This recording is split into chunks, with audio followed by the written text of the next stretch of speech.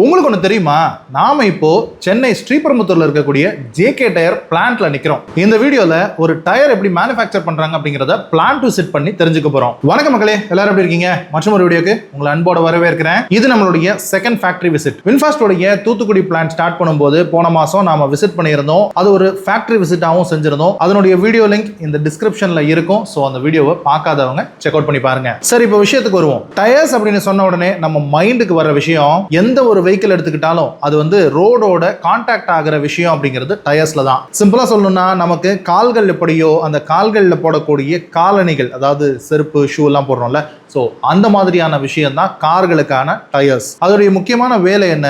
அந்த பர்டிகுலர் வெஹிக்கிளுடைய வெயிட்டை தாங்கணும், கிரிப்பை கொடுக்கணும், ஸ்லிப் ஆகக்கூடாது.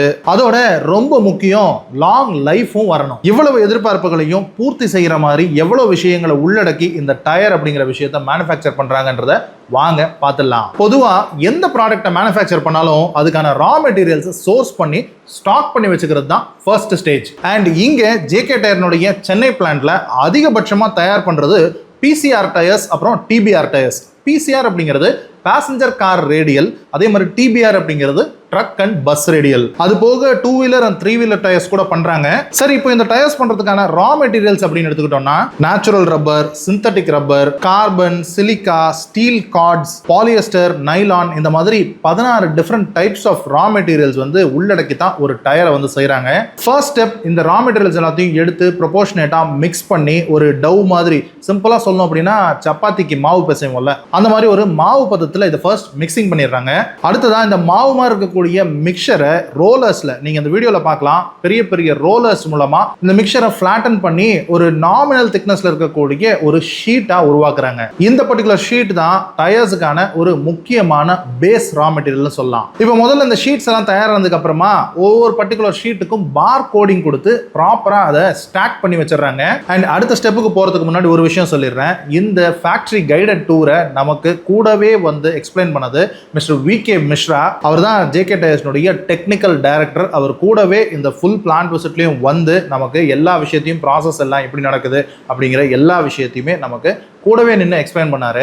அவர் சொன்னதை கேட்டு தான் நான் இப்போ உங்களுக்கு சொல்லிட்டு இருக்கேன். அவர் எக்ஸ்பிளைன் பண்ணும்போது டயர் இண்டஸ்ட்ரியினுடைய டர்ட்டியஸ்ட் பிளேஸ் அப்படிங்கிறது இந்த ரா மெட்டீரியல்ஸ் மிக்ஸ் பண்ணி அதை ஷீட் ஆக்கக்கூடிய இந்த பர்டிகுலர் பிளேஸை தான் அவர் வந்து டர்ட்டியஸ்ட் பிளேஸ் அப்படின்னு ஒரு கமெண்ட் ஒன்று கொடுத்தாரு. அப்படி இருந்துமே கூட ஜேகே டயர்ஸ் வந்து இந்த பர்டிகுலர் பிளேஸை ரொம்பவே நீட் அண்ட் கிளீனா மெயின்டைன் பண்றாங்கன்னு தான் சொல்லணும். இப்போ இந்த ரா மெட்டீரியல்ல ஷீட் ஆக்குனதுக்கு அப்புறமா நெக்ஸ்ட் ப்ராசஸ் எக்ஸ்ட்ரூடர் அப்படிங்கிற ஒரு மிஷின். இந்த ரா மெட்டீரியல்ல இருந்து ஷீட் செய்யறாங்கல்ல, அதுல இருந்து டயர்னுடைய த்ரெட் செய்யற வரைக்கும் இந்த பர்டிகுலர் எக்ஸ்ட்ரூடர் மிஷினுக்கு முக்கியமான பங்கு இருக்கு. பேசிக்கா டயர் த்ரெட் அப்படிங்கிறது நம்ம எல்லாருமே வெஹிக்கிள்ஸ் யூஸ் பண்றோம் இல்லையா, சோ டயர்னுடைய ரோட்ல டச் ஆகக்கூடிய அந்த போர்ஷனை டயர்னுடைய த்ரெட் அப்படின்னு சொல்றாங்க.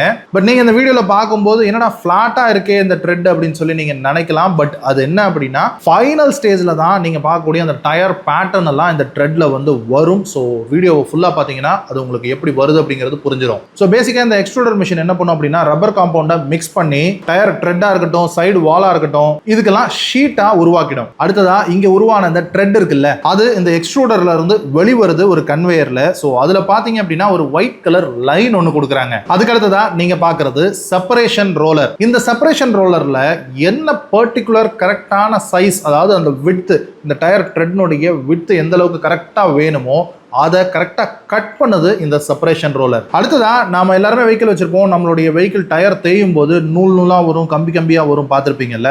ஸோ அது என்ன பர்பஸுக்கு இருக்கு அப்படின்னா, டயரை ஸ்ட்ரெங்தன் பண்றதுக்காக தான் இருக்குது. ஸோ அந்த நூல் நூலா வர்றது என்ன அப்படின்னா ஒரு particular cloth material. So polyester and nylon, இந்த மாதிரி மெட்டீரியல் தான் யூஸ் பண்றாங்க.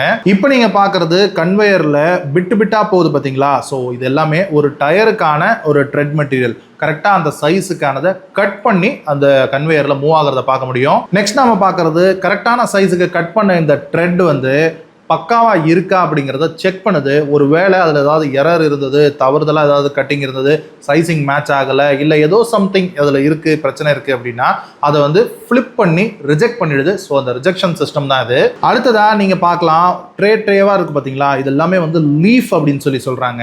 இந்த ஒவ்வொரு ட்ரேவையும் ஒவ்வொரு லீஃப் அப்படின்னு சொல்கிறாங்க. இந்த ஒவ்வொரு லீஃப்லையும் நம்ம இதுக்கு முன்னாடி பார்த்த அந்த த்ரெட் இருக்குல்ல, ஒரு டயருக்கான த்ரெட்னுடைய சைஸில் தான் இந்த ஒரு பர்டிகுலர் லீஃப் இருக்கும். ஸோ அந்த லீஃப் ஷெல்ஃப்ல ஒவ்வொரு டயருடைய த்ரெட்டா அடுக்கி ஸ்டாக் பண்ணி வைக்கிறாங்க. அடுத்ததா இந்த மிஷின் ரொம்பவும் முக்கியம் டயர்னுடைய மேனுஃபேக்சரிங்ல.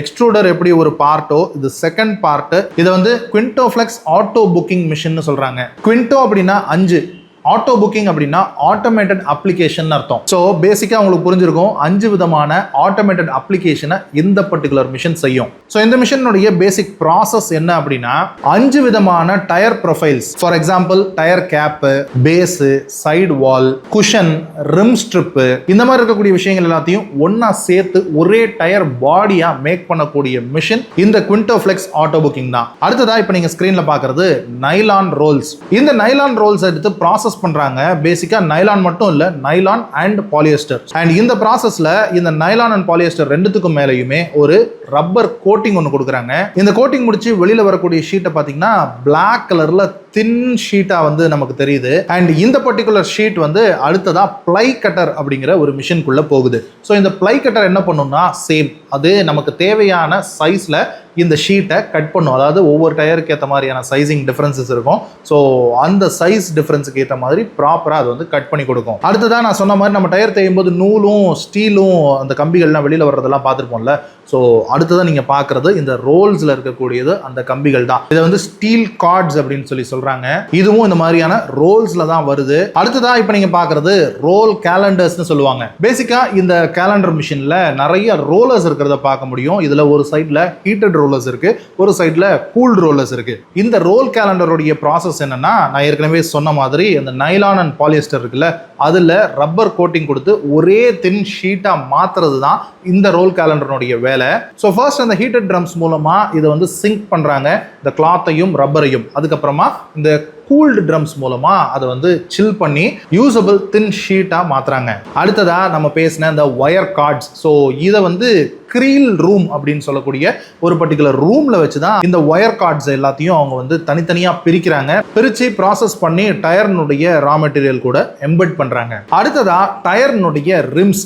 ஸோ இந்த டயர் ரிம்ஸ் அப்படிங்கிறது என்ன அப்படின்னா, நம்ம கார்னு எடுத்துக்கலாமே, காரில் இருக்கக்கூடிய வீல், அதாவது ஸ்டீல் ரிம்மோ இல்லை அலாய் வீல் ரிம்மோ எடுத்துக்கலாம். ஸோ அந்த ரிம்மில் டயர் வந்து செட் ஆகுது இல்லையா, ஸோ ரிம் இருக்கும், அந்த ரிம்மில் டயர் கான்டாக்ட் ஆகுது இல்லையா, அந்த ரவுண்டு பேட்டர்ன் எங்கே கான்டாக்ட் ஆகுதோ அந்த இடம் பார்த்துட்டிங்கன்னா நல்லா ஹார்டாக திக்காக இருக்கும். ஸோ அதை தான் டயர்னுடைய ரிம் அப்படின்னு சொல்கிறாங்க.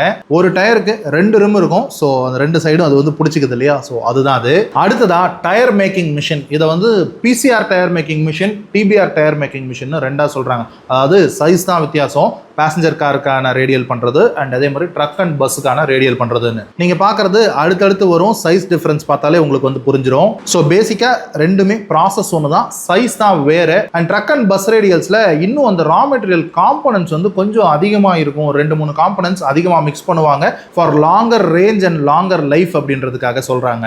ஸோ இந்த டயர் மேக்கிங் மிஷினில் ஃபர்ஸ்ட்லி மேனுவலாக பண்ணக்கூடிய விஷயம் அப்படிங்கிறது இந்த 2 டயர் ரிம் இருக்கு இல்லையா, அதை வந்து மேனுவலாக எடுத்து லோட் பண்ணுறாங்க. நீங்கள் பார்க்குற அந்த பிளாஸ்டிக் பீஸ் இருக்குல்ல, அது ரிம் கிடையாது. 2 பிளாஸ்டிக் பீஸுக்கு நடுவில் ஒரு ரப்பர் ரிம் இருக்கும். ஸோ அது டேமேஜ் ஆகாமல் இருக்கணுன்றதுக்காக மேனுஃபேக்சரிங் ப்ராசஸ்க்காக அந்த பிளாஸ்டிக் ரிம்ஸ் மாதிரி இருக்கக்கூடிய அந்த பிளாஸ்டிக் பிளேட்ஸ் வந்து யூஸ் பண்ணுறாங்க, அவ்வளவுதான். ஸோ இப்போ மேனுவலாக ஒரு எம்ப்ளாயி அந்த 2 ரிம்ஸையும் எடுத்து அந்த மிஷினில் ஃபீட் பண்ணுறாங்க, அவ்வளோதான். இப்போ இந்த மிஷின் என்ன பண்ணுது அப்படின்னா, அந்த ரிம்ஸை ஆல்ரெடி ப்ராசஸ் ஆகி வந்த அந்த டயர்னுடைய பேஸ் ஷீட்டோட எம்பெட் பண்ணது மட்டும் இல்லாமல் ப்ளோ பண்ணி அந்த டயரை பல்ஜ் ஆக்குது. ஸோ ரெகுலராக நம்ம பார்க்கக்கூடிய டயர்னுடைய ஷேப்பு இங்கே தான், இந்த மிஷினில் தான் உருவாகுது. இப்போது ஒரு டயர்னுடைய ஷேப் வந்துருச்சு இல்லையா, ஸோ இப்போது இந்த பர்டிகுலர் டயர் வந்து ஃபினிஷ்டு டயர் கிடையாது, இதை வந்து கிரீன் டயர் அப்படின்னு சொல்லி கூப்பிடுறாங்க. ஸோ பேசிக்காக நம்ம தமிழில் சொன்னோம் அப்படின்னா பச்சை டயர், அதாவது சாஃப்ட் ரப்பர் தான் அது ஆக்சுவலாக. ஸோ ஃபுல்லி ஃபினிஷ்டு ப்ராடக்ட் கிடையாது, ஒரு பச்சை டயர், கிரீன் டயர்னு சொல்கிறாங்க. ஸோ இப்போ இந்த இடத்துல ஹீட் அண்ட் ப்ரெஷர் யூஸ் பண்ணி அந்த டயர் ரிம்ஸை இந்த டயர் பேஸோட அது அட்டாச் பண்ணுது, அதோட ப்ளோ பண்ணுது, டயர்னுடைய ஷேப்புக்கு கொண்டு வந்து டோட்டலா இது ஒரு கிரீன் டயரை உருவாக்கிடுச்சு. அடுத்ததான் நீங்க பாக்குறது கிரீன் டயர் மூவ் ஆகக்கூடிய கன்வேயர். ஸோ இது எல்லாமே மேனுவலா நம்ம எடுத்து வைக்க முடியாது, ரொம்ப ஹீட்டா இருக்கும். ஆக்சுவலா அந்த இடத்துல நிக்கவே முடியல. ஸோ பீப்புள் நிக்கிறதுக்காக எம்ப்ளாயி நிக்கிற இடத்துல மட்டும் அங்கங்க உங்களுக்கு ஏசி ப்ளோயர்ஸ் வச்சிருக்காங்க. அந்த ப்ளோயர்ஸ் இருக்கிற இடத்துல மட்டும் தான் எம்ப்ளாயிஸ் நின்று வேலை செய்ய முடியும். அதுதான் அவங்களுக்கு கம்ஃபர்டபுளாகவும் இருக்கும். பட் அதர்வைஸ் கொஞ்சம் ஹீட் அதிகமா இருக்கக்கூடிய ஃபேக்டரியா தான் இந்த டயர் இண்டஸ்ட்ரி இருக்கு. இப்போ கன்வேயர்ல இந்த கிரீன் டயர் நெக்ஸ்ட் ப்ராசஸ்க்கு மூவ் ஆகுது. நெக்ஸ்ட் ப்ராசஸ் என்னன்னா, தனித்தனியா ஒவ்வொரு டயரா ஒன்னோட ஒண்ணு ஒட்டாம இருக்கிற மாதிரி ஒரு வீல் ரிம்முக்குள்ள அந்த டயர் இருந்தா எப்படி இருக்குமோ அந்த மாதிரி அதை வந்து ஸ்டாக் பண்ணி வைக்கிறாங்க. இதன் மூலமா இது வந்து ஃபர்ஸ்ட் திங் கூல் டவுன் ஆகுது அண்ட் இது வந்து செட்டும் ஆகுதுன்னு சொல்றாங்க. இதுக்கிடையில இந்த டயர்ஸை ப்ராப்பரா ஸ்டாக் பண்றதுக்கு முன்னாடி ஒவ்வொரு கிரீன் டயருக்கும் ஒரு பார் கோடிங் பண்றாங்க. ஸோ அந்த கன்வேயர்ல வருதுன்னு சொன்னோம் இல்லையா, அந்த கன்வேயர்ல வரும்போது அதை ஃபிளிப் பண்ணி அதுக்கு ஒரு பார் கோடிங் ஒன்று கொடுக்குறாங்க. ஸோ அதை பார்க்கறதுக்கே நல்லா இன்ட்ரெஸ்டிங்காக இருந்தது. இந்த மாதிரி பார் கோடிங் தனித்தனியாக கொடுக்கறதன் மூலமா ஒரு வேளை ஏதாவது ஒரு பர்டிகுலர் ப்ராடக்ட்ல இஷ்யூ வந்தது அப்படின்னா அது எப்போ தயாரிச்சாங்க, எங்க தயாரிச்சாங்க, யார் தயாரிச்சாங்க, என்னென்ன ரா மெட்டீரியல்ஸ் யூஸ் பண்ணாங்க அப்படிங்கிற வரைக்கும் மேக்ஸிமம் எல்லாமே ட்ராக் பண்ண முடியும் அப்படின்னு சொல்றாங்க. அதுக்கப்புறமா இன்னொரு இன்ட்ரெஸ்டிங்கான விஷயம், இந்த இடத்துல தான் இந்த ரோபாட்டிக் ஆர்ம் யூஸ் பண்றது உங்களால பார்க்க முடியும். இப்போ இந்த கன்வேயர் மூலமா இந்த கிரீன் டயர் வருது. அந்த கிரீன் டயருக்கு ஒரு பெயிண்டிங் ப்ராசஸ் பண்றாங்க. இப்போ இந்த இடத்துல இந்த ரோபாட்டிக் ஆர்ம் என்ன பண்ணுது, இந்த கன்வேயர்ல இருந்து வரக்கூடிய அந்த கிரீன் டயரை எடுத்து அந்த பெயிண்ட் பண்ணக்கூடிய அந்த ஸ்ப்ரேயர் பாக்ஸ்க்குள்ள உள்ள செலுத்துது.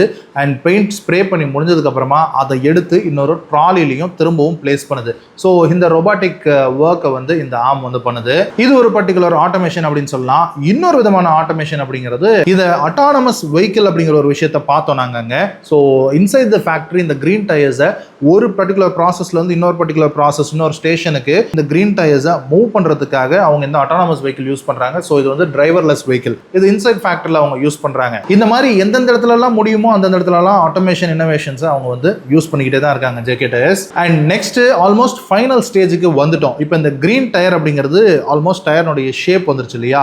ஸோ இப்போ இது வந்து சாஃப்டான டயர் தான், ஒரு பச்சை டயர். ஸோ இதை வந்து எப்படி யூசபிளான ஹார்ட் டயராக மாற்றுறது, அங்கே தான் வல்கனைசேஷன் ப்ராசஸ் வருது. ஸோ இதை பேசிக்காக சொல்லணும் அப்படின்னா ஒரு ஓவனுக்குள்ளே வச்சு அவிக்கிற மாதிரி. ஸோ நீங்கள் பார்த்தீங்கன்னா 2 ஓவன்ஸ் மாதிரி இருக்கு இல்லையா, 2 டயரை வந்து அகாமடேட் பண்ணக்கூடிய ஓவன் மாதிரி. இந்த ஓவனை கொஞ்சம் உன்னிப்பாக கவனித்து பார்த்தீங்கன்னா அது ஓப்பன் ஆகும்போது பாருங்க, உள்ளுக்குள்ள டயர்னுடைய இந்த த்ரெட் பேட்டர்ன் இருக்கும் பார்த்தீங்களா, அந்த பேட்டர்ன் அதில் வந்து டையாக இருக்கிறத உங்களால் பார்க்க முடியும். ஸோ எஸ், இந்த கிரீன் டயர் அதுக்குள்ளே போகும்போது ஒரு 170 190 டிகிரி செல்சியஸில் இது வந்து பேக் பண்ணப்படுது. ஸோ அப்படி பேக் பண்ணும்போது இந்த டையில் இருக்கக்கூடிய அந்த டயர் பேட்டர்ன் வந்து உங்களுக்கு டயர்லையும் அப்படியே அது வந்து பிரிண்ட் ஆகிடுது அப்படின்னு தான் சொல்லணும். அது போக இந்த கிரீன் டயர் நல்ல ஹார்டாகி யூசபிள் டயராக மாறுது. அவ்வளோதான். இப்போவும் இதை வந்து தொட முடியாது. நான் சொன்ன மாதிரி 180 டிகிரி செல்சியஸில் அது வந்து சூடாக இருக்குது. ஸோ அப்படியே அது வந்து கன்வேயரில் தள்ளி விட்டுறது. கன்வேயரில் கூலிங் ஆகிட்டே போய் அது வந்து நெக்ஸ்ட்டு டெஸ்டிங் ப்ராசஸ்க்கு போயிடுது. ஸோ ஃபைனல் டெஸ்டிங் பண்ணிவிட்டு அதுக்கப்புறமா தான் அதை வந்து பேக்கிங் பண்ணி அதை வந்து ஸ்டாக் பண்ணிடுவாங்க. அதுக்கப்புறமா டீலர்ஸுக்கு அனுப்புவாங்க, சேலுக்கு போக ஆரம்பிக்கும். ஸோ பேசிக்காக இதுதான் ரா மெட்டீரியலில் இருந்து நம்ம இப்போ டயர் கம்ப்ளீஷன் ஃபினிஷிங் ப்ராசஸ் வரைக்கும் இப்போ வந்து ஒரு ஓவராலாக நம்ம வந்து பார்த்துருக்கோம். ஸோ இவ்வளோ தான் டயர் மேக்கிங்னுடைய ப்ராசஸ். ஸோ இந்த ப்ராசஸை உங்களுக்கு கொண்டு வந்து சேர்க்கறதுக்கு ஜேகே டயர்ஸ் வந்து அவங்களுடைய பிளான்ட்டுக்குள்ளே நமக்கு என்ட்ரி கொடுத்து ஒரு பிளான்ட் விசிட்டை அரேஞ்ச் பண்ணி கொடுத்ததுக்கு அவங்களுக்கு ஒரு பெரிய தேங்க்ஸ். அண்ட் அது போக ஜேகே டயர்ஸ்னுடைய MD mister Anshuman Singhania, so அவருமே கூட நம்மளை அக்கம்பனி பண்ணாரு. அண்ட் இந்த பிளான்ட் விசிட் முடிஞ்சதுக்கு அப்புறமா ஒரு ரவுண்ட் டேபிளில் நாங்கள் கேட்குற கேள்விக்கு எல்லாமும் பதில் சொல்லி எங்களுக்கு இருந்த டவுட்ஸ் எல்லாத்தையும் கிளாரிஃபை பண்ணியும் அண்ட் ஒரு நல்ல லஞ்ச் கொடுத்து அண்ட் எங்க கூடவே உட்காந்து தான் அவர் லஞ்சுமே கூட சாப்பிட்டாரு. ஸோ அவ்வளோதான் மக்களே இந்த வீடியோவுக்கு. ஐ திங்க் இந்த வீடியோ உங்களுக்கு பிடிச்சிருக்கும். ஒரு டயர் மேக்கிங் ப்ராசஸ் உங்களுக்கு எப்படி பண்ணுறாங்க அப்படிங்கிறது ஓரளவுக்கு தெளிவாக புரிஞ்சிருக்கும் அப்படின்னு நம்புகிறேன். இந்த வீடியோ பற்றின ஃபீட்பேக் எதாவது இருந்தால் கீழே கமெண்ட் செக்ஷனில் சொல்லுங்கள். மற்றும் ஒரு வீடியோவில் உங்களை வந்து சந்திக்கிறேன். அது வரைக்கும் சரா, பாய்.